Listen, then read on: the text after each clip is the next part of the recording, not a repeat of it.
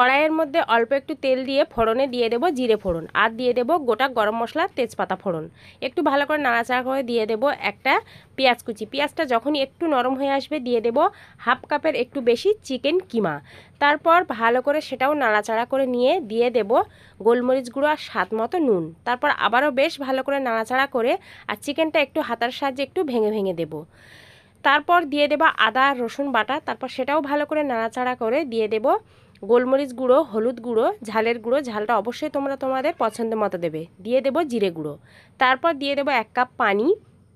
পানিটা দিয়ে বেশ ভালো করে এটা ফুটিয়ে সুন্দরভাবে সময় নিয়ে কষিয়ে নেব। যখনই কষে যাবে তখনই দিয়ে দেব আগে থেকে এরকম ছোট ছোট ডুমো করে কেটে রাখা আলু আর একটা টমেটো। তারপর আলুর সঙ্গে একদম মিডিয়াম আঁচে চিকেনটা বেশ ভালো করে কষিয়ে নেব। তারপর আগে থেকেই বুট আমি ভিজিয়ে রেখেছিলাম 2 ঘন্টার মতো, তারপর সেটা 12টা মতো সিটি দিয়ে নিয়েছি। তারপর সেই বুটটা এখানে দিয়ে দিলাম। তার পরিমাণ মতো পানি দিয়ে যখনই ফুটে উঠবে দিয়ে দেব গরম মশলার গুঁড়ো আর দিয়ে দেব ম্যাগি মশলা। তারপর বেশ ভালো করে নাড়াচাড়া করে যখন একটু ঝোল কমে আসবে তখনই দিয়ে দেবো একটু লেবুর রস আর একটু ধনেপাতা কুচি।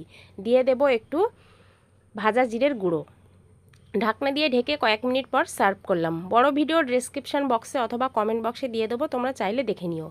রেডি হয়ে গেল আমাদের চিকেন কিমা ঘুগনি। অবশ্যই ট্রাই করো, কিন্তু ভীষণ টেস্টি হয়।